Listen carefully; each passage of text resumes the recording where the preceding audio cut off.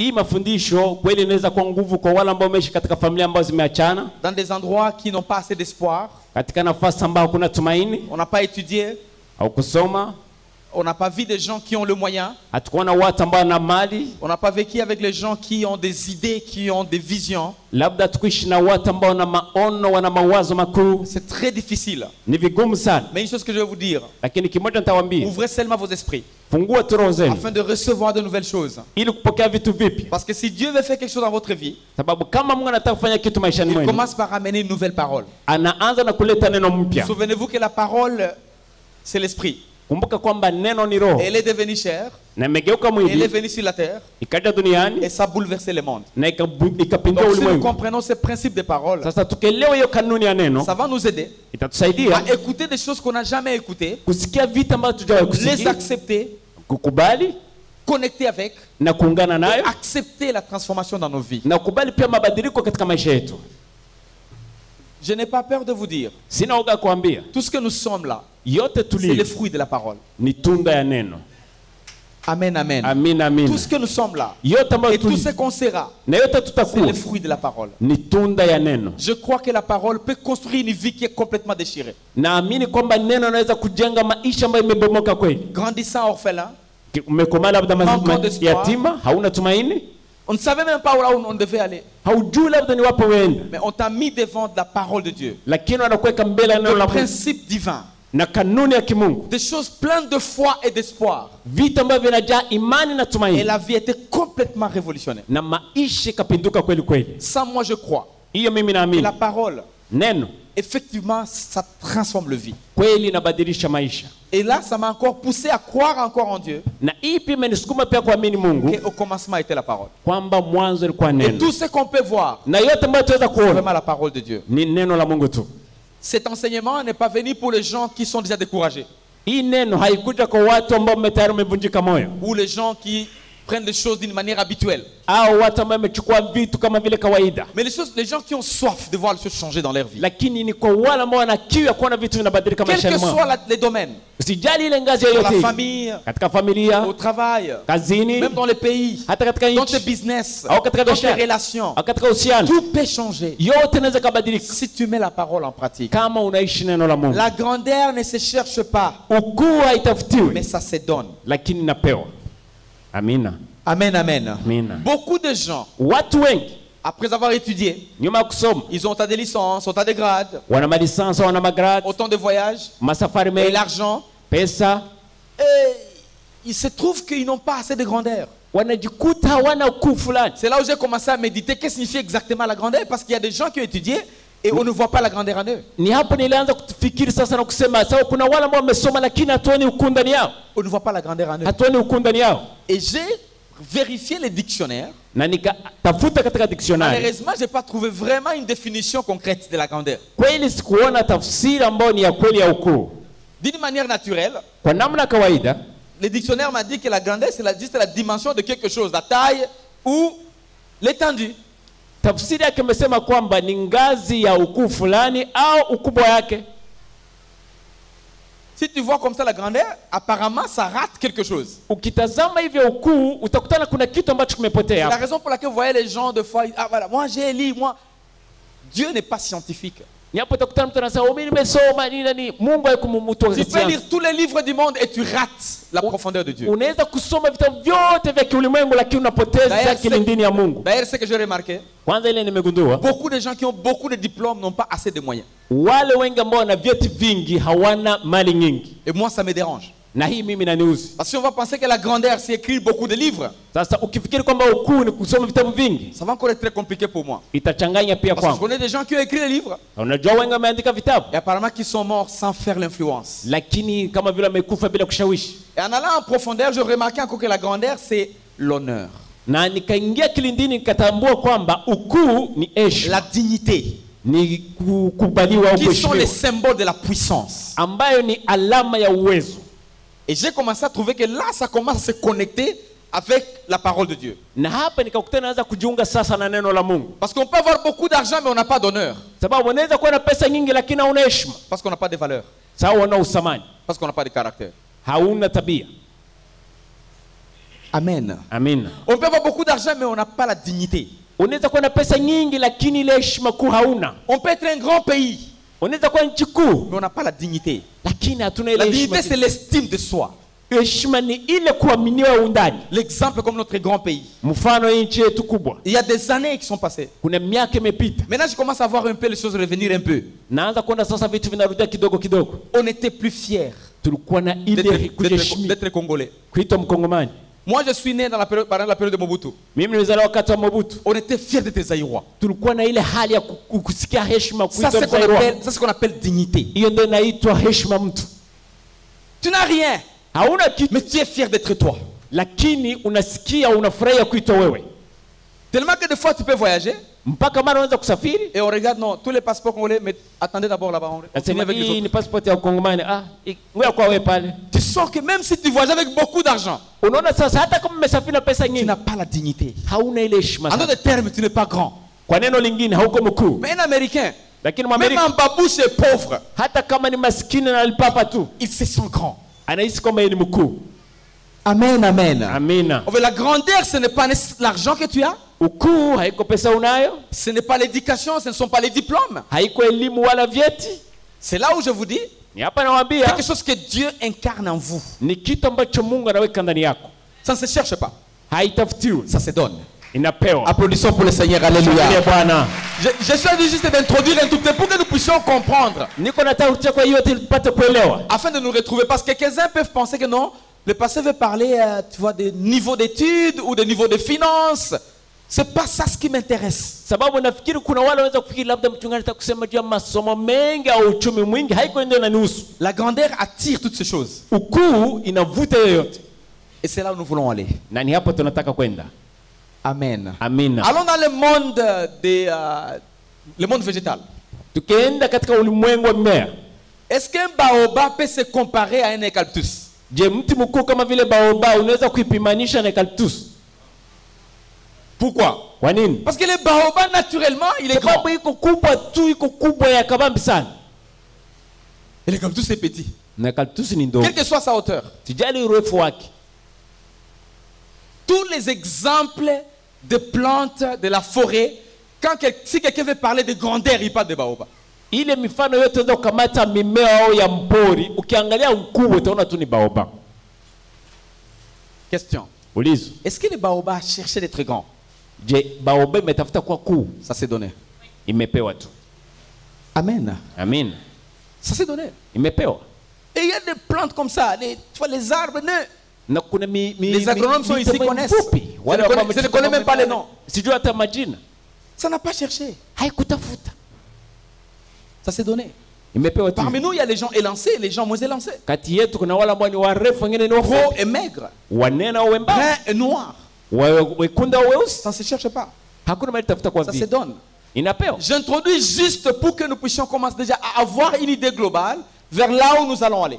Natia kingilio tu ili tupate kuwa na waza ujumla kuelewa nafasi tunaelekea. Si vous voulez aller dans un endroit qui incarne beaucoup de grandes choses. Kama unataka kwenda nafasi ambao ina vitu vingi vikuu. Par exemple la banque. Mfano katika benki. Tu vois, c'est là où il y a l'argent. Hapo kuna pesa. Des fois, il y a des gens qui prennent le crédit et qui mettent leurs documents de parcelles là-bas. Mara kuna wale wanakopesha wanaleta vyeti vyao vya parcelle hapo. Les gens qui ont de l'or Wale ambao wana dhahabu. et qui trouvent qu'ils sont dans l'insécurité, c'est là où ils gardent. Wale wanaona kwamba hawana usalama wanaenda kuichunga huko. Toutes les choses précieuses se trouvent là-bas. Vyote vya samani viko huko. Ce n'est pas une personne qui a la clé.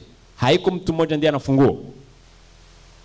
Dans tout endroit où il y a de grandes choses, des choses sérieuses. Kila nafasi ambao kuna vitu vikuu ambavyo vya kujiheshimu. Parlons de coffre-fort pour les gens qui font les finances. Tuseme mambo ya coffre-fort kwa wale ambao wanafanya mambo ya uchumi. C'est pas une personne qui garde la clé. Haiko mtu mmoja tu ndiye anakuaga na funguo yake. Des fois, il y a 3, 4, 5, 6, 7. Mara ni watu 3, 4, 5, 6, 7. L'un à la porte d'entrée. Mmoja anafungua kuingia. L'autre clé là-bas d'entrée pour la deuxième porte. Mwingine ya mlango wa pili kwa kuingia. L'autre la clé pour le coffre-fort. Mwingine kuna fungua labda ile. L'autre les numéros pour que maintenant la porte puisse s'ouvrir. Mwingine kuna namba moja ile ipate kufunguka. Et personne ne connaît ce que l'autre a. Na hakuna mtu anajua namba ya mwingine.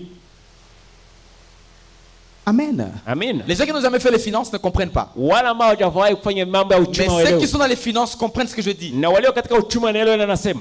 La grandeur Ukuu ne se cherche pas. haitafutiwi. Ça se donne. inapewa. C'est à nous de découvrir les clés pour arriver à la grandeur. Ni kwetu kugundua funguo ili tufikie ile ukuu. Découvrons ces clés tugundue ile funguo pour ouvrir la grandeur qui est incarnée en vous. Ili upate kufungua ile ukuu iliyo ndani yako. D'autres ont la grandeur mais ne découvrent pas qu'ils en ont. Wengine wana ukuu lakini hawagundui kwamba wanayo. Voilà pourquoi ces 2-3 jours qu'on va faire ici, ndio maana hii siku mbili tatu ambayo tutafanya hapa, je serai en train de jeter des vérités, nitakuwa niko natupa ukweli, afin que vous puissiez vous découvrir ili mpate kujigundua et voir que votre avenir va aller où. Na kuangalia ukuu wenu tenda wapi. Chacun est appelé de sa manière. Kila mtu ameitwa kwa namna yake. Moi dans cette ville, dans cette région, mimi katika jimbo hili nafasi hii, Dieu ne m'a pas appelé pour la petitesse. Mungu hakuniita juu ya udogo. Hapana. Il m'a appelé pour susciter la grandeur dans les gens. Ameniita ili nipate et c'est ça ce que je serai en train de parler. Na niyo ndio nakuwa naongea. Mais si tu veux attendre ce que d'autres pasteurs disent que moi je le parle, je ne parlerai pas.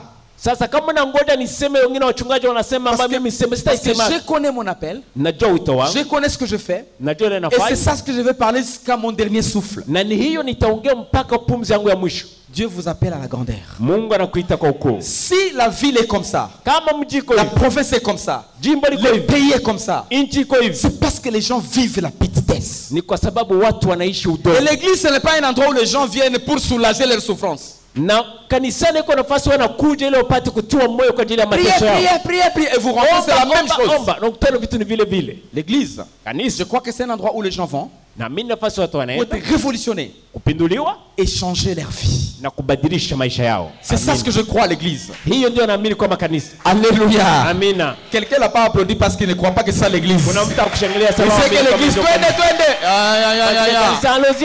un endroit où les gens vont dormir. Haiko nafasi watu wanaenda kulala. Nalala. Pasteur anakawia. Oh, pasteur a traîné. Alléluia.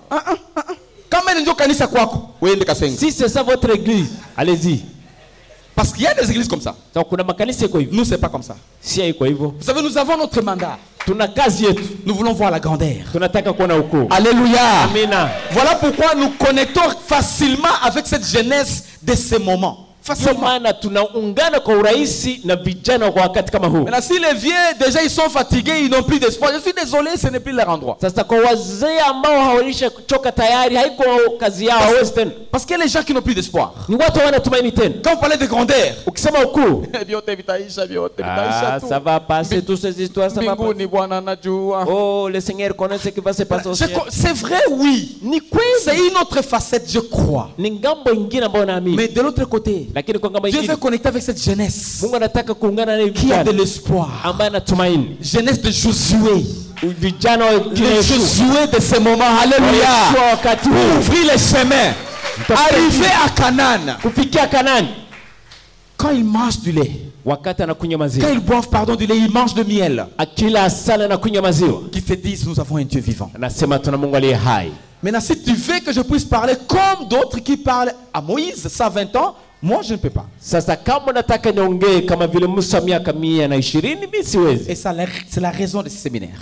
Ne ratez pas. On va aller jusqu'à la fin. Et vous allez découvrir des choses au fur et à mesure. Pour les gens qui ont commencé à écrire, qui sont loin d'ici, ils sont à Bukavu, ils sont en Ouganda, quelques-uns qui sont en Afrique du Sud, ils vont suivre directement sur YouTube.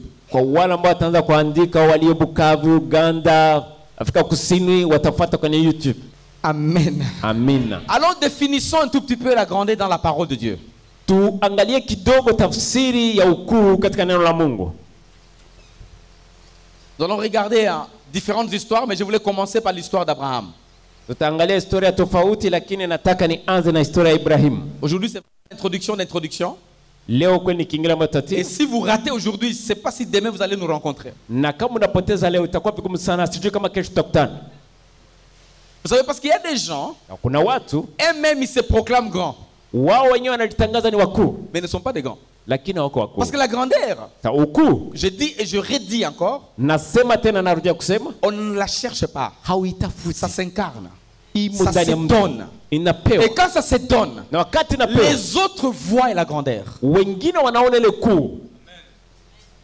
Amen. Amina. Ce sont les autres qui voient la grandeur. Ni wengine ndio wanaona ile kuu. Ce n'est pas parce qu'on marche comme ça. Non, c'est pas ça. Kwa sababu unatembea hivi. Non, ça se donne. C'est pas parce qu'on a beaucoup écrit, on a beaucoup étudié, ou on est tout ce que vous voulez. C'est pas ça. Et c'est pas non plus parce qu'on parle français ou swahili ou anglais.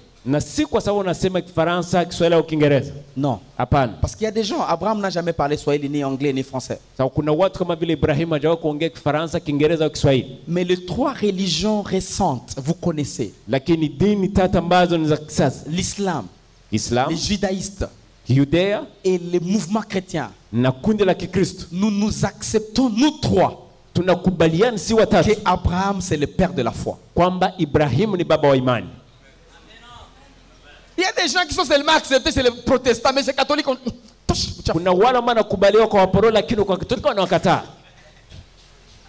Mais Abraham, il est accepté. Dis-moi, nous on se bat avec ces gens.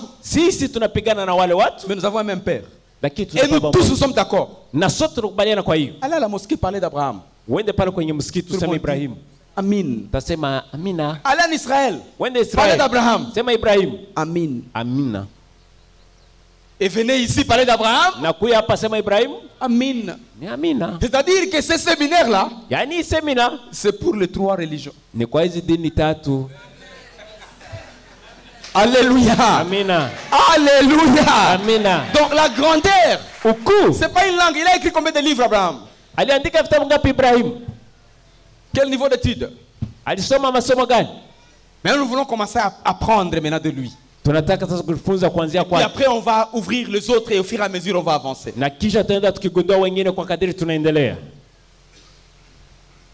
Dans Genèse chapitre 12, j'aime cette partie. 12 versets 1 à 3. Tout le monde connaît ces versets, mais relisons juste un peu. L'Éternel dit à Abraham: va-t'en de ton pays, de ta patrie et de la maison de ton père dans le pays que je te donnerai. Je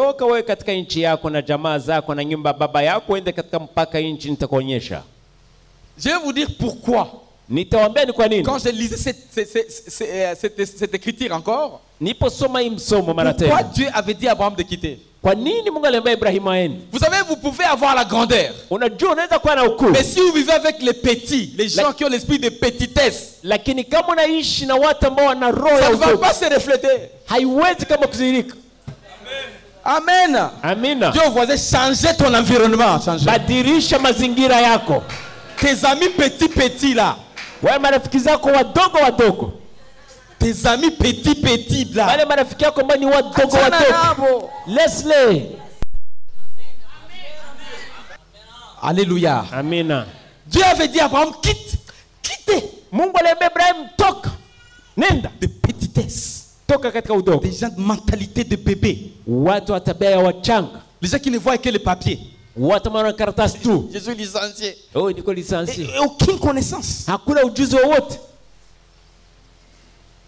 Licencié, mais français, il peut pas commencer d'ici jusqu'à la sortie là-bas. Il ne peut pas. Un licencié congolais, étudiant au Congo, ne quitte pas ici jusqu'à la sortie par les Français. Là, nous commençons maintenant. Ça, c'est la guerre. Petitesse. Excusez-moi. C'est que ça commence à faire mal. La grandeur ne te bats pas pour la grandeur. Non. Ça se donne. Mais découvrons les secrets. Ensuite, la Bible dit, verset 2. Je ferai de toi une grande nation. Qu'est-ce que Abraham a fait pour recevoir cette grandeur de Dieu? Qu'est-ce qu'il a fait? Rien. Dieu avait seulement vu Abraham. Quitte. Moi je vais te faire. La grandeur ne se cherche pas. Ça se donne. Amen. Ça se donne. Et vous allez trouver que c'est ton cœur qui va commencer à tirer cette grandeur-là. Tu peux avoir une position très élevée dans une société, une entreprise, même un pays, et tu n'es pas grand.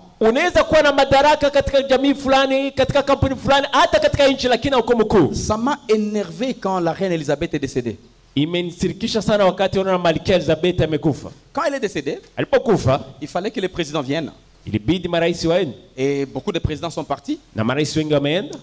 Et c'est la honte pour le continent. Na ni haya sana kwa bara. Le président américain est descendu. Il a demandé que je vais descendre avec mes 3 jeeps, mes 3 voitures. Rais wa Amerika asema kwamba atashuka na gari zake 3. Et mon escorte. Et il est descendu, il a atterri en Angleterre. Na kashuka akadema huko Uingereza. Il était reçu par la haute hiérarchie. Alipokelewa na ukuu. Avec sa garde, avec ce 3 jeeps, tout. Na wale walinzi wake na vitu vyake vyote. Différentes personnes, autorités. Watu tofauti wenye mamlaka. En Afrique. Afrika. Nous avons tout. Nous avons de l'or, nous avons tout. Nous avons l'ozone, nous avons tout. Quand ils sont atterris, on les a envoyés un bus.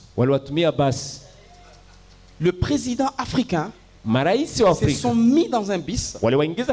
Et on les a. C'est comme si on allait à Bukavu avec Okapi El Shaddai. J'ai dit, c'est publié partout, c'est connu. Sauf quelques personnes.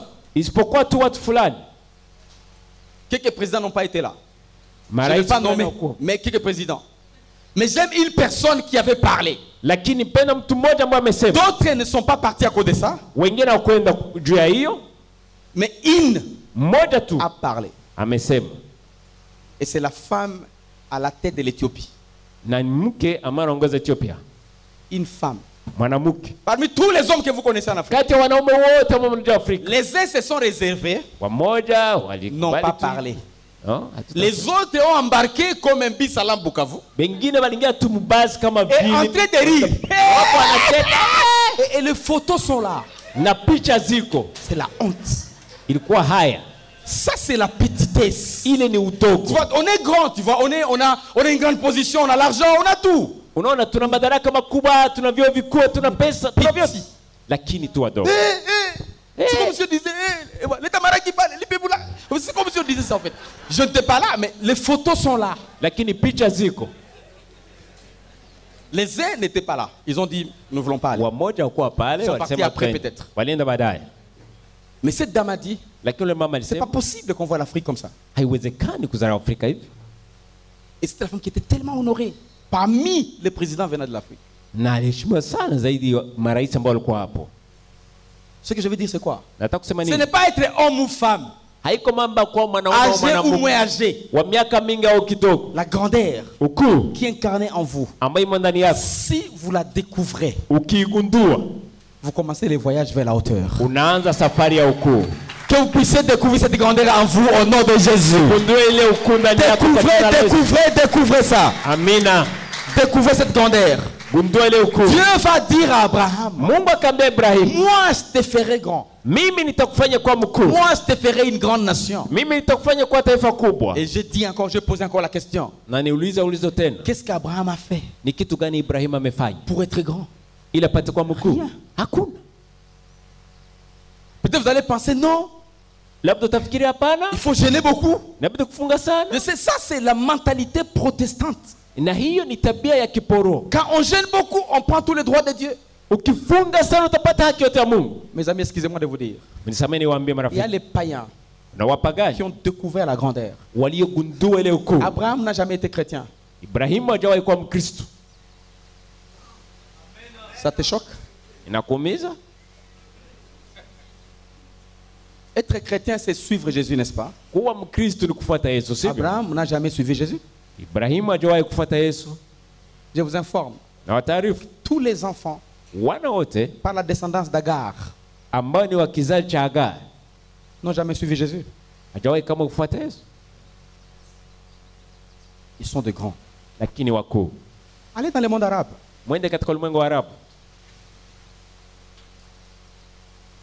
Nous devons révolutionner la manière de voir. Dieu a dit à Abraham, je te ferai grand. Je te bénirai. C'est toujours la formule d'être fait grand. C'est le chemin d'être fait grand. Je rendrai ton nom grand. Il n'a jamais dit je te donnerai une grande position. Hakumwambia kama nitakupa madaraka makubwa. Je te ferai CEO. Nitakufanya CEO. Chief Executive Officer. Je te ferai le directeur de DG. Nitakufanya kasisi mkuu. Je te ferai ministre. Nitakufanya waziri. Je te ferai président. Nitakufanya rais.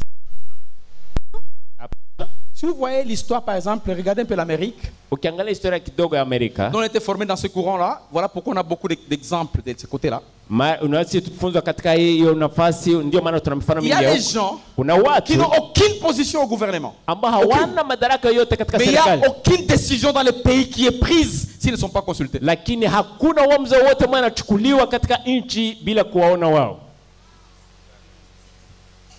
C'est ça ce que j'ai dit être grand. Amen. Amen. Allons dans les pays ici voisins. L'Ouganda. Il y a des gens comme Robert Kanja que moi je connais. Ils ne sont rien. Aucune décision. Peut-être 98%. Il est consulté.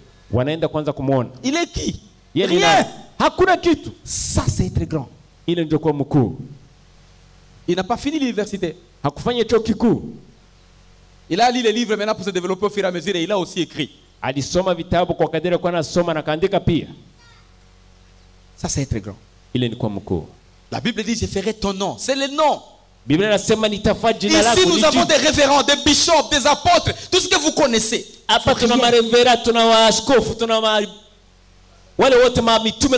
DG avec tous les documents dans la poche et il marche à pied. Les cordeaux des ONG, ils ont tous les papiers dans la poche. Ça fait la honte. Dieu a dit, il fera ton nom grand. Il ne fera jamais ta coordination grande. Non. C'est ton nom qui va faire grandir. Dis à quelqu'un, ton nom va être grand. Alléluia.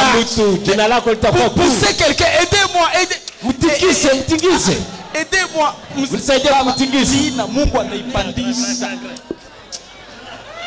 Alléluia. Ça me fait mal.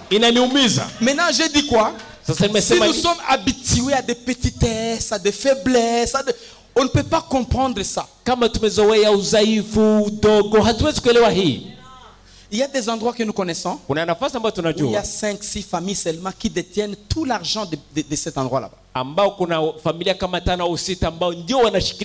Et les autres observent.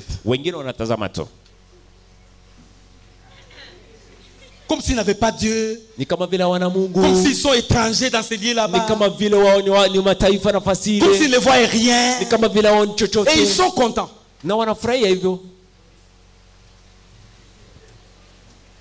Dis à quelqu'un, il faut que ça change. Il faut que ça change. Alléluia. Les gens se battent pour les inutiles, les imbécilités. Quand vous avez la grandeur en vous. On se bat. Ceux qui se battent sont des pauvres. As-tu vu un riche sur les lieux de bataille?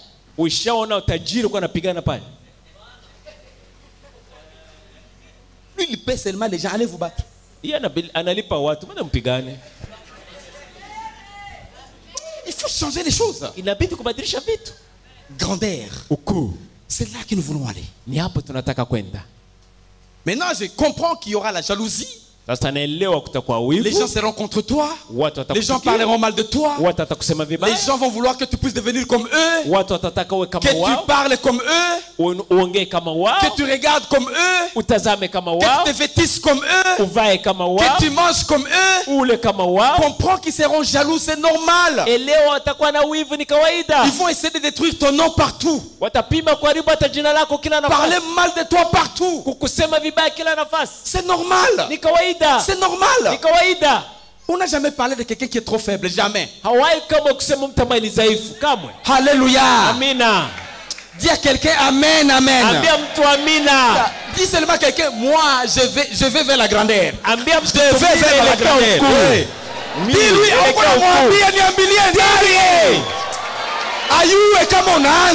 sache que tu as commencé.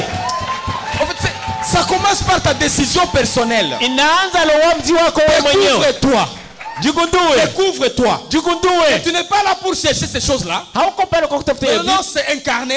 Et puis tu découvres. Et tu commences à marcher vers là. Et rien ne te stoppera. Ce que je ressens dans mon esprit maintenant là. Je parle à des gens qui sont filiés. Qui se disent ma destinée a été bloquée depuis très longtemps. Je vais déchirer cette charpente. Je vais déchirer cette toiture. Moi je vais aller là-bas. Je vais aller là-bas. Soyez fâchés. Tu es là seulement comme ça. Il faut changer la manière de faire les choses. C'est possible, tu peux changer. Si tu es là-bas en train de regarder les autres,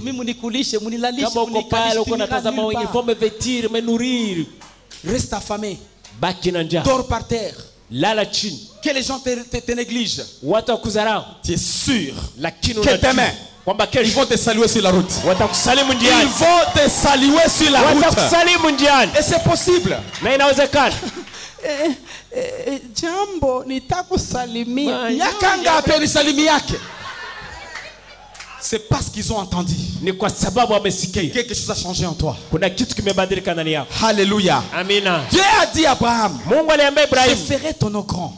Et tu seras une source de bénédiction. Ce qui m'intéresse, c'est la grandeur. Numéro 1, ça ne se cherche pas. Ça se donne. Ça s'est donné comme ça. Maintenant, pour qu'Abraham arrive à être grand, il est passé par un chemin de découverte de clés.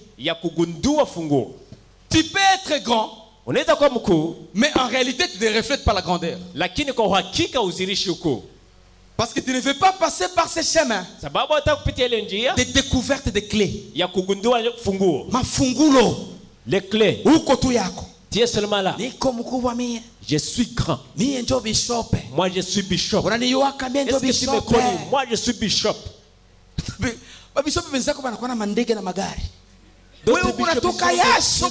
Toi tu souffres avec beaucoup de chaudières. Faut qu'on te regarde. Moi je suis le DG. D'autres DG. J'ordonne que cet argent aille de l'autre côté. Toi tu es un DG avec des papiers seulement dans ta poche. Il faut qu'on te regarde bien. Alléluia. Amen. Président. Moi je suis le président.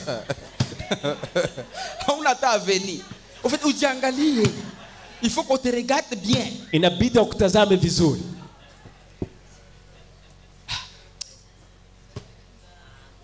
Grandeur, mes amis. Ça s'incarne. Maintenant, il y a un voyage que nous faisons pour arriver là-bas. Avoir un grand nom et on ne reflète pas la grandeur, on deviendra un grand danger pour la société.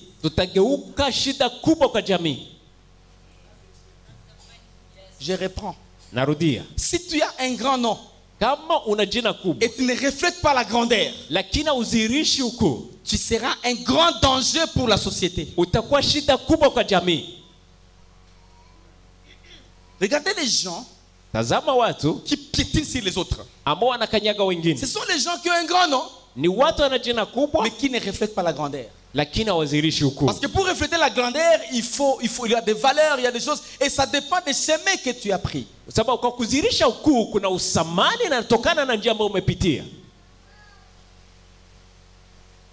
La religion, voici qu'il y a une mentalité religieuse là. Tu ne vas pas recevoir ce que je dis. Parce que tu sais que s'humilier et ce qui t'amènera à la grandeur. Et tu vas penser que s'humilier, c'est accepter tout. Je vais vous parler. La faiblesse est différente de l'ignorance. La religion nous montre qu'être petit, Être petit, c'est ça être spirituel. C'est comme ça que si tu as un peu de moyens, tu as l'honneur, tu as la dignité. La dignité, tu es fier d'être toi. On commencera à dire que tu es arrogant. Pourtant, tu n'es pas arrogant. Être fier d'être toi, c'est la découverte personnelle. Amen. Tu n'as jamais vu quelqu'un trop noir dans peu de temps devient trop brune ou trop brun juste parce qu'il y a des savons qui ont été mis là-bas. Je ne vous décourage pas, il n'y a pas de problème, on est libre.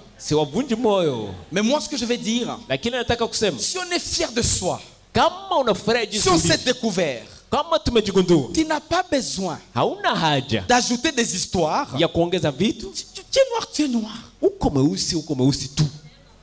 Moi, je connais des gens élancés, mais qui marchent comme ça parce qu'ils ont honte d'être très élancés. Ils commencent à se courber. Non, sois fier de toi. Marche haute tête. Tu t'es découvert. C'est ça, toi. Ça fait une partie de ta grandeur. Alléluia. Amina. Alléluia. Amina. Comme quelqu'un qui est, tu vois, tu es un gros, tu vois. Et puis tu commences à marcher comme ça. Pourquoi tu te sais ni tomber tout ça? Tu te fais souffrir seul, marche convenablement. C'est ça, toi. Pourquoi qu'on a tout ni ça ou tout? Personne n'a été créé, mes amis, pour être petit. Personne. Pour être échec. Pour être faiblesse. Pour être petit. Négligeable. Personne. Voilà pourquoi il y a la jalousie. Quand les gens te voient vers la hauteur, ils deviennent jaloux de toi. Parce que la jalousie, en d'autres termes, c'est le fait de ne pas accepter sa position par rapport à l'autre. C'est ça la jalousie. On est jaloux comment? Parce que je n'accepte pas. Pourquoi moi je suis ici, l'autre est là? C'est ça. Maintenant, si quelqu'un s'est découvert, non, il saura seulement que c'est question du temps. Je suis là aujourd'hui. Demain je serai là. C'est question du temps seulement. Alléluia. Amina. Tu es à la maison aujourd'hui, j'en aurai demain. Tu as la voiture aujourd'hui, j'en aurai demain. Tu es marié aujourd'hui, je vais me marier demain. Tu as des enfants aujourd'hui, j'en aurai demain. Tu as voyagé aujourd'hui, je vais voyager aussi demain. Alléluia. Tu as des beaux habits aujourd'hui, j'en aurai aussi demain. Ça, tu te découvres. Et la jalousie meurt en vous. Il y a des gens qui ont jalousie zéro. Si vous voulez connaître la personne, moi par exemple, si on a je ne vois rien. Parce que si tu vis dans la jalousie, tu vivras dans la compétition, dans la concurrence déloyale. Et tu ne vas pas apprendre des gens qui sont devant vous. Pourtant, celui qui a déjà fait le pas avant toi, il a beaucoup d'expérience que toi. Rien n'arrive au hasard. Alléluia. Amina. Rien n'arrive au hasard. Approche-toi de ces gens. Mais si tu es jaloux, tu vas t'écarter. Et plus tu t'écartes, ta vie n'ira nulle part. Dieu n'a pas planifié un monde où on sera isolé. Jamais. Maintenant, Dieu récupère Abraham. La manière de penser, la manière d'être. Quitter ta famille, quitter ta nation, quitter cette mentalité de petitesse, de penser qu'il faut être sorcier pour être grand. Il faut avoir autant de diplômes pour être grand. Il faut avoir autant de voitures pour être grand. Autant de comptes à banque pour être grand. Quittez, je te montrerai comment on est grand avec toi. Je vous dis encore une fois. Si vous trouvez que votre environnement n'est pas bon, séparez-vous. D'ailleurs, entre parenthèses, des fois Dieu autorise quelques personnes pour se séparer de nous. Parce qu'il a déjà découvert leur cœur. Et s'ils restaient à vos côtés, ils vont te faire du mal. Il faut qu'ils partent. Mais là, on dit, pourquoi ils partent? Laissez-les partir. Tu vas. S'ils restent là, tu n'as pas d'avenir. Laissez-les partir. Ça, je vous dis, ça vraiment, ça vient, c'est l'inspiration, ça vient de plus profond de mon cœur. Vous allez découvrir les gens qui étaient avec toi. Quand ils se séparent de toi, c'est le moment où tu commences le chemin de grandeur. Si tu veux que je te connecte à la Bible, demandez à Abraham et Lot. Il y a des gens qui viennent dans votre vie pour juste pousser la vision que vous avez jusqu'à un certain niveau. Et dès que leur mission finit, ils partent. Et Dieu fait entrer d'autres personnes pour encore pousser. Et dès que leur mission finit, ils partent. Et Dieu fait entrer encore d'autres personnes pour pousser encore. Si leur mission finit, ils partent. Mais ce que Dieu a amené pour aller avec toi jusqu'à Canaan resteront à vos côtés jusqu'à ce que vous mangerez le miel et vous allez boire du lait ensemble. Alléluia. Ne vous plaignez pas. Ne regrettez pas le passé. Vous êtes sur un chemin. Alléluia. Dis à quelqu'un, je suis sur un chemin. Aïe. Colossiens 1:12. Et puis on va revenir ici. C'est trop révolutionnant ces 3 jours. Venez à temps, invitez quelqu'un, invitez un ami. Ce sont des inspirations sur inspiration. Ça va t'aider dans ton business, dans ton ministère, dans tes relations, dans ton travail, et même dans votre vie personnelle. Même dans tes relations. Fiancé m'a laissé, cette fille m'a laissé. Laissez-le partir. Le Seigneur te bénisse, kaka. Merci beaucoup. Bwana kubariki sana. Bwana kubariki sana kabisa. Uipoke kabisa, uko tout grand. Amen. Alléluia. Amen. Sois grand mon petit. Ne mourrez pas avant le temps. Alikuwa ndio maisha yangu yote vraiment ndakufa. Alikuwa maisha yako. Alikuona wapi? Alikuonesha komala. Tu maisha yako. Pasteur à comprendre attends pasteur. Si comprendre. Là, je te laisse d'abord pleurer, tu pleures un peu, et puis quand tu finis, on recommence la conversation. Pasteur, tu ne comprends pas, pasteur. Tu ne comprends pas. Je te... Pasteur, j'étais avec mes 6 ans. 6 ans, pasteur.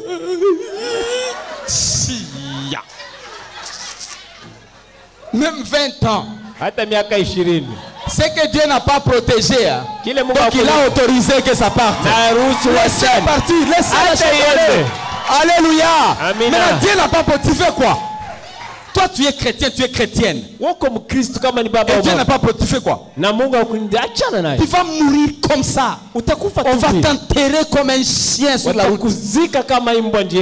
Dieu voisin, laissez partir. Laissez partir. Laissez partir. Quelqu'un te fait souffrir à vie. C'est là où beaucoup de gens ne me comprennent pas. Non, pasteur Alembe vraiment. Il autorise même le divorce. Ce n'est pas ça ce que j'ai dit. Mais j'ai dit seulement que je ne peux pas laisser quelqu'un mourir dans un couple. Parce que le ciel est là. il n'y a pas le mariage au ciel. Je ne vous dis pas de laisser vos femmes et vos maris. Ce n'est pas ça ce que moi j'ai dit. Moi j'ai dit, je ne peux pas voir que mourir. Et je vois. Mais je ne vous dis pas, il faut vous séparer de vos femmes. Non, non, non, non, c'est pas bon.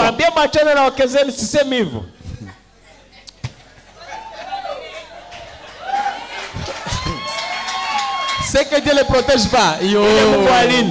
Tu vas prendre au dos comme ça et ça glisse.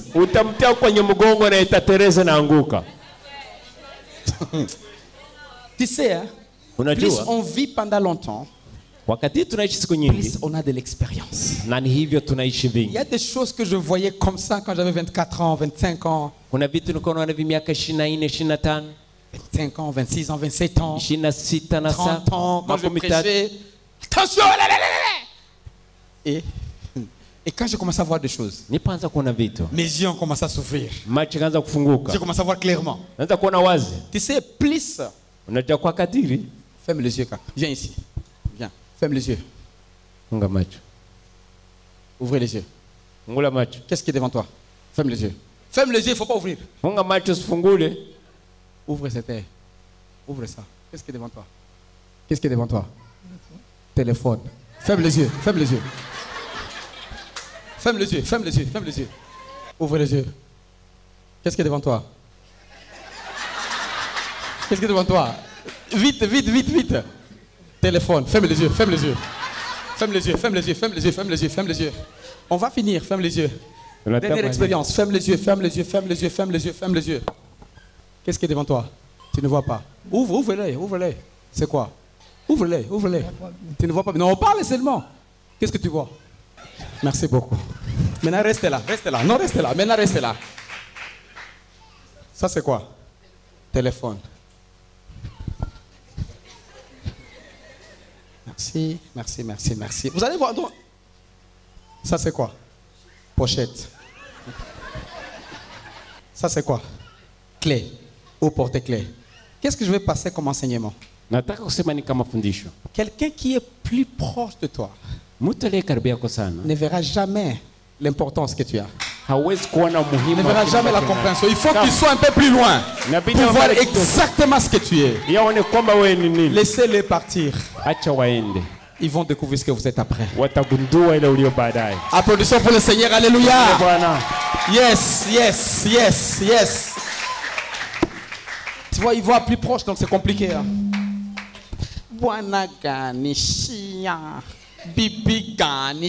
C'est normal. C'est normal. C'est normal.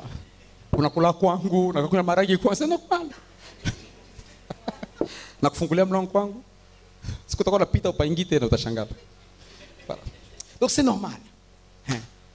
Maintenant, ce que je dis, c'est quoi? On veut m'atterrir. Quand Dieu t'amène à la hauteur, la jalousie commence. La haine commence. Et plupart des fois, ce sont les gens qui seront à votre entourage. Vous commencez à sentir, ah, c'est quoi ça? Ah, c'est quoi ça?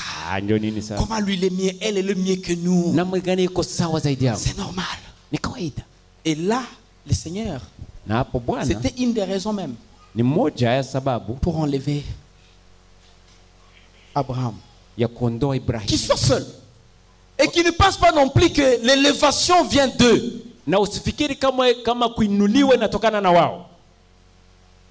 Qui ne pense même pas qu'il a cherché, il a évolué parce que, bon, j'étais chez moi, dans mon pays, avec mon peuple, dans ma patrie. Non. Regardez comment ça s'incarne parmi vous. Colossiens 1,27. Et puis on va revenir au verset 3 ici. 1,27.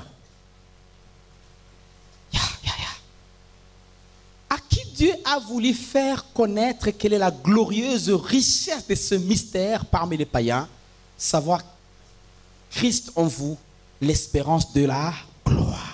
Ambao Mungu alipenda kuwajulisha jinsi ulivyo utajiri wa utukufu wa siri hii katika mataifa, nao ni Kristo ndani yenu, tumaini la utukufu. La grandeur en nous, en vous, c'est la richesse que Dieu a mise en vous. Dieu a incarné en vous. C'est Christ là. Voilà pourquoi je vous ai dit que l'église, ce n'est pas un endroit où on va pour soulager la souffrance. Non. Un endroit pour anesthésier les gens à accepter le malheur et toutes sortes de problèmes. Non.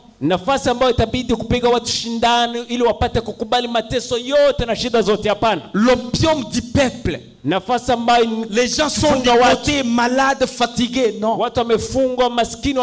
C'est un endroit où il faut révolutionner la vie. Amen. Amen. Révolutionner la vie. Et dans une église, si tu n'écoutes pas les choses révolutionnantes, apparemment vous avez perdu les chemins. Apparemment. Toutes les personnes qui ont marché avec Jésus étaient révolutionnées tous les jours sur les chemins. Même quand Jésus disait allez, ils savaient. Comme il dit avec nous, c'est la révolution. Voilà pourquoi dans Actes, les gens, quand ils ont vu les disciples arriver, ils ont dit, ces gens qui ont bouleversé le monde arrivent chez nous.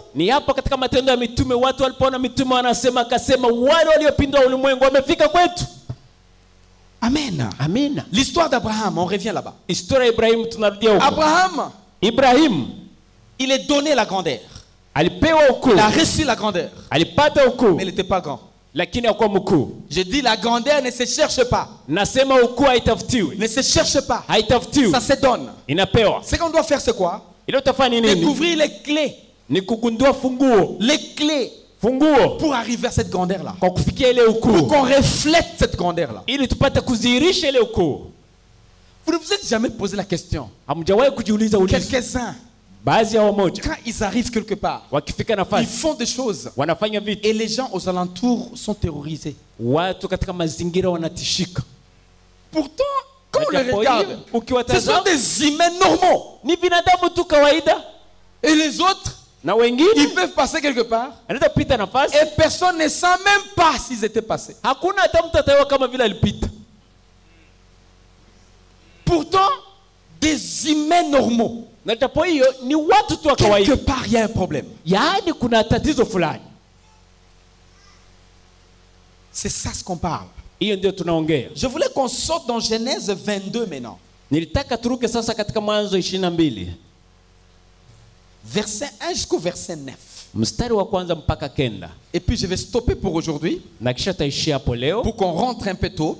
Et qu'on puisse continuer demain. Je vous dis, on va découvrir les clés. Et vous ne serez jamais le même. Franchement, jamais. Jamais. Pour les gens qui seront obéissants, jamais. Mais ça ne vaut pas la peine. On ne fait que parler des autres. On ne fait que penser à d'autres personnes. Et nous, on est comme si nous sommes des spectateurs. Go! Et toi? Ça fait mal. Moi, quand j'étais petit, tu sais, à Bukavu, on montait le mur au stade et on tombait à l'intérieur. Juste pour voir comment c'est fait. Le match et tout ce que vous connaissez. Et des fois, quand un footballeur voulait biter, moi je me souviens un jour, j'avais aussi tapé un ami. Mais c'était comme si c'est moi qui... Pourtant je ne suis pas sur le terrain. Je suis en dehors du terrain. Beaucoup d'entre nous sont comme ça. Des bons conseillers. Ils n'ont jamais géré quelque chose. Si c'était moi, il fallait qu'il fasse ça. Fais ça dans ton business. Dis à quelqu'un amen. Je sais que tu commences à être contre moi, mais je comprends. Une très bonne conseillère. Il n'a jamais géré quelque chose. Akili mingi. Beaucoup d'intelligence. Tout ce qu'il commence, ça ne marche pas. Mais très bon conseiller. Si moi j'étais président, l'avenir là, ton avenir là, ta maison là,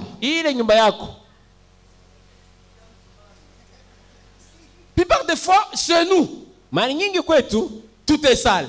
Les habits partout. Les habits partout. Les souliers partout. Les enfants partout. Et puis, si j'étais maire de la ville, bon. Les habits seraient partout, même dans la ville. Parce que commençons par organiser chez nous. Et puis développons un tout petit peu. Amen. Amen. Devant ma maison, il y a l'eau qui coule et qui descend. C'est parce que moi je peux vouloir être maire de la ville. Devant ma maison, il y a un ruissellement. Il y a de l'eau comme une petite rivière qui passe devant. Je n'ai jamais travaillé là-bas. Je ne me plains pas. Que chacun construise. Dès que je sentirai que j'ai un peu maîtrisé, là je parlerai. Sinon ma bouche est...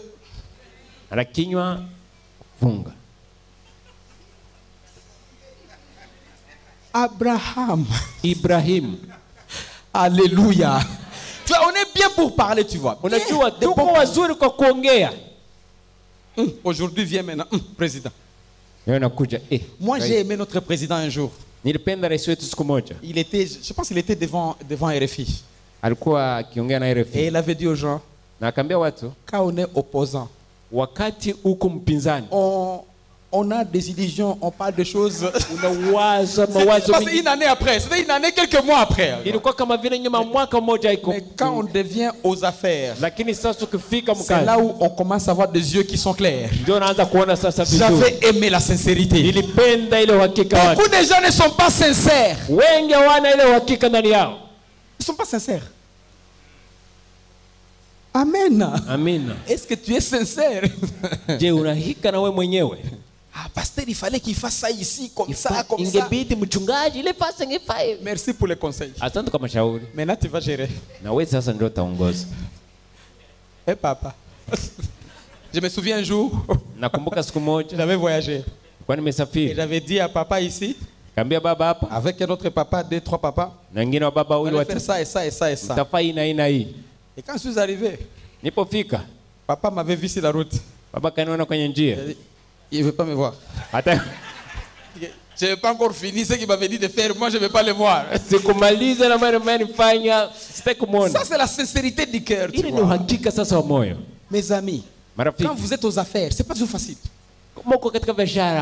C'est facile de donner des leçons, des directions, la bonne gestion. Maintenant, vous êtes là. À ta comptable, même un comptable n'aura pas. Tu vas tout mettre dans ta poche et partir. Tu n'auras même pas un comptable. Dans l'organisation que pasteur Robert gère, il y avait un type qui était président du conseil d'administration. Il était là-bas. Nous connaissons son organisation, je ne vais pas dire ça. Il n'y a personne. Maintenant, il voulait que lui gère autrement. Et moi, j'ai dit, toi, tu gères mieux que l'autre, mais là, lui, là. Je ne vais pas dire le nom des gens. Et il avait démissionné.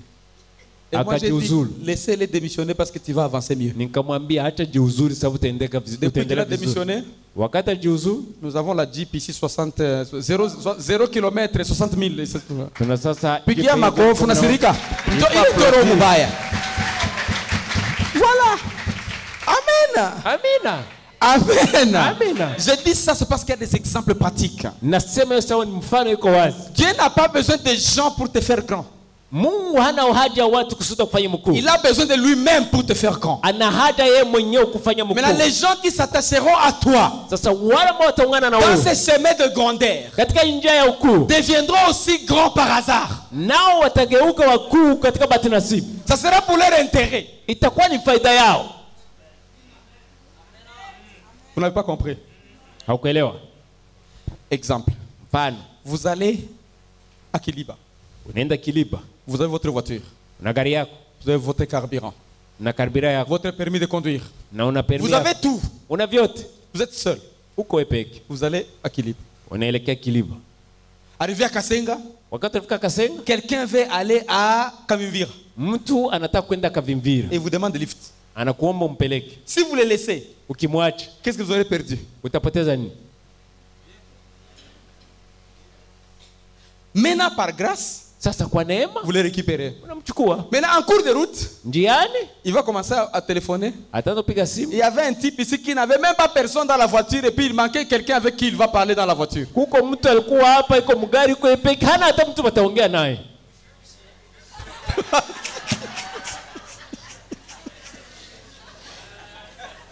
C'est ça les chemins de grandeur. Ile ndo njia ya ukuu.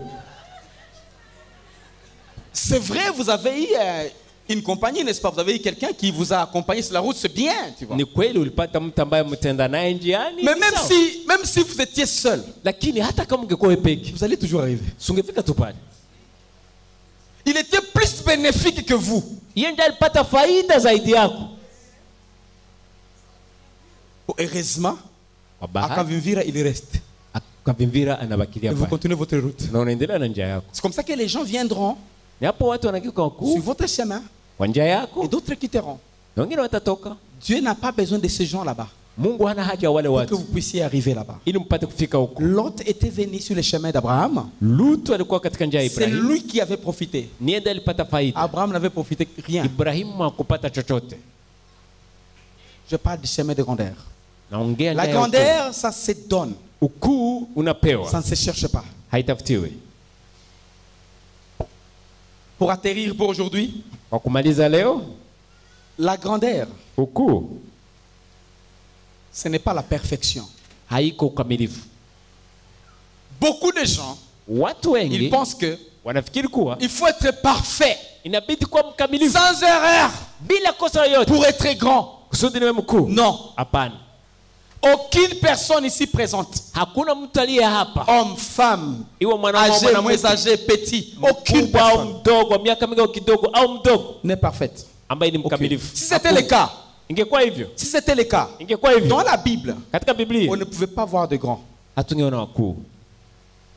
Tous ces gens là-bas dans la Bible, de David, de Salomon, d'Abraham, de tous ces gens là-bas, tous ces gens là-bas, de Samson, de Gédéon, tous ces gens là-bas, de Pierre, de Jacques. Vous savez un jour, Pierre, qui se disait je suis juif, je ne pouvais pas manger avec n'importe qui, les païens, je ne pouvais pas manger avec un jour, il allait prêcher chez les païens. Et il a commencé à manger avec eux. Et Paul et d'autres disciples étaient arrivés. Il avait fait un saut. Parce qu'il ne voulait pas que les Juifs puissent voir qu'il mangeait avec les païens. Regardez petitesse. Regardez le caractère. Pourtant, c'est le patron de l'église de Jérusalem. Donc dans chaque roi, il y a un petit, il y a un bébé. Et dans chaque bébé, il y a un roi. Tout roi commence par être bébé. Amen. Amen. Voilà pourquoi même s'il grandissait à devenir roi, il y a une partie des bébés qui est en lui. Grand secret. Il ne faut pas découvrir son bébé. Amen. Si tu découvres le bébé dans le roi, tu ne verras plus sa royauté. Tu deviendras déloyal. Tu deviendras rebelle. Et en fin de compte, c'est toi qui vas rater.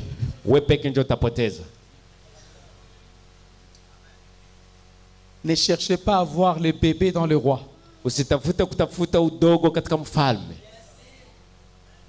Mais dans chaque roi, il y a un bébé. Tu découvres, tu meurs. C'est comme les enfants de Lot. L'un a vu, de Noé. Noé. L'un a vu le bébé dans son père.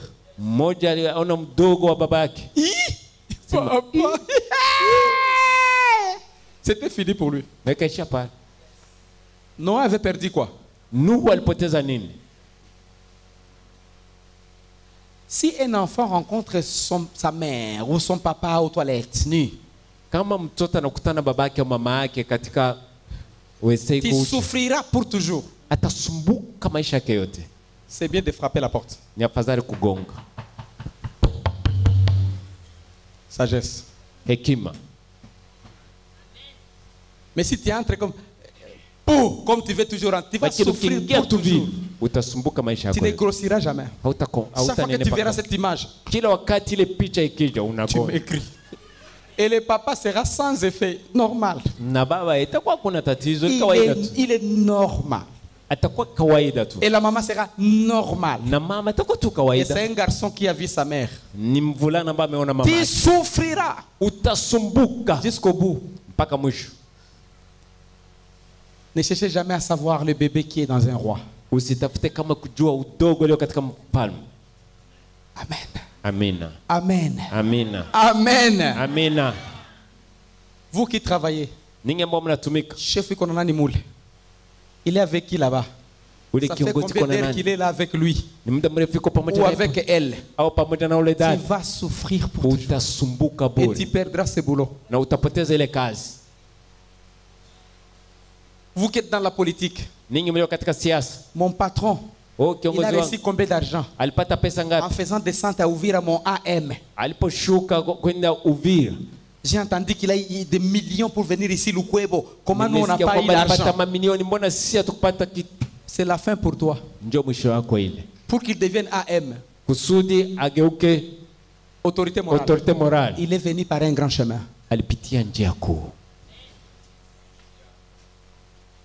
C'est pas par hasard. Et c'est pas toi qui l'as fait comme ça. D'ailleurs, tu le suis pour qu'il te fasse quelque chose. Et tous les drapeaux sur qui avec. C'est pour toi, c'est pas pour lui. Parce qu'il a quitté Kinshasa venir à Uvira pour lui. Mais toi tu te cherches, voilà pourquoi tu vas avec les drapeaux. Et c'est comme ça que tu commences à te plaindre pourquoi je n'ai pas resté avec 2000 francs. Parce que c'était pour ton intérêt. La grandeur ne se cherche pas. Ça se donne. Amen. Amen. Ça se donne. Alléluia. Amen. La grandeur ne dépend pas de la perfection que vous avez. Non. Mais ça dépend de ce que Dieu t'a donné. C'est là où on doit découvrir ces clés-là pour la grandeur. Les clés pour la grandeur. Et je vais te laisser par là aujourd'hui. Demain, on va parler des clés. Comment tu perces dans ces clés-là? Comment tu marches dans ces clés-là? Comment tu te découvres? Et comment tu grandis? Tu ne seras jamais la même personne. Je suis convaincu. Il y a un chemin que tu vas prendre. Il y a une chose que tu vas avoir. Il y a un escalier que tu vas monter. Il y a une dimension que tu vas prendre. Alléluia. Que tu sois grand au nom de Jésus. Que le Seigneur se passe cette nuit au nom de Jésus. Qui te révèle au nom de Jésus. Qui te fasse découvrir toi-même au nom de Jésus. Cette nuit-là, que tu vois ta vie différemment au nom de Jésus. Alléluia. Alléluia. Que ton imperfection puisse être utilisée par Dieu pour t'amener à la grandeur. À la grandeur. À la grandeur. À la grandeur. À la grandeur. Tu es grand, tu n'es pas petit. Tu es puissant, tu n'es pas faible. Tu es fort, tu n'es pas faible. Tu as ta taille très élevée à l'intérieur de toi et non une petite taille. Tu es fort, grand et non petit. Alléluia. Les gens de l'église, ils ne te connaissent pas. Ils vont te découvrir. Dans quelques mois qui viennent, ils vont te découvrir. Ils vont te découvrir. Ils vont te découvrir. Ils vont te découvrir. Ils vont te découvrir. Alléluia. Yes, Lord. Ils vont te découvrir. Je suis convaincu qu'il y a quelque chose qui s'infuse. Ton business, ton travail, tes relations, ta famille, le plan que vous avez. Le plan que vous avez, ça va quelque part. C'est que les gens ont vu dans le passé. Comme les gens ont vu Abraham dans le passé. Ils vont oublier. Ils te verront grand. Ils te verront grand. Les gens te chercheront à te saluer comme ça. Pour qu'ils soient connus aussi. Que le Seigneur te bénisse. Que le Seigneur t'élève. Que le Seigneur t'élève. Dans le nom de Jésus. Dans le nom de Jésus. Alléluia. Alléluia. Seigneur, tu n'as pas créé quelqu'un de faible. Tu n'as pas créé quelqu'un de petit. Tu n'as pas créé quelqu'un de petit. Tu nous as créé grand. Tu as incarné la grandeur en nous. Seigneur, je prie. Je prie, Père de gloire, que cette grandeur soit révélée dans tes enfants, afin de connecter avec les clés qu'on va parler. Cette grandeur dans les affaires, dans la profession, dans le travail, dans les relations, dans la politique, dans le ministère, dans tout ce qu'ils font, dans leur famille. Qu'ils connectent avec ça, Seigneur. Qu'ils connectent avec ça, Jésus. Qu'ils connectent avec sa Père. Je refuse esprit de petitesse. Tout le monde qui me suit, Seigneur. Tout le monde sous ma voix, Jésus. Je proclame la grandeur. La grandeur. Père, je te remercie. Père, je te remercie. Merci, Père. Laisse que cette adoration continue, Seigneur. Que cette adoration continue, Jésus. Alléluia. Amen. Alléluia. Une chose que je connais, quelles que soient les choses qui bougent, je sais que le Seigneur est avec moi. Il va traverser avec moi.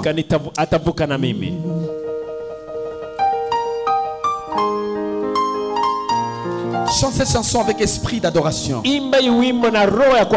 Esprit de foi.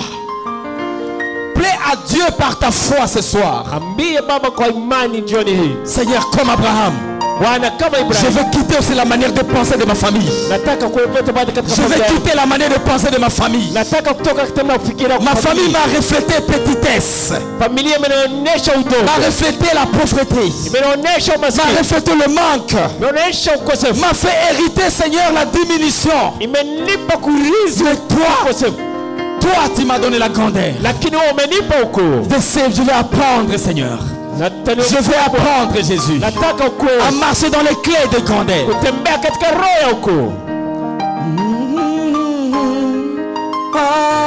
Avec toi, Père, au milieu de ton Père, je suis tranquille car tu es là. Je suis tranquille car tu es là. Même si les océans alléluia, je les traverserai avec toi. Père, tu au milieu de tempête. Je suis tranquille car tu es là. Je suis tranquille car tu es là.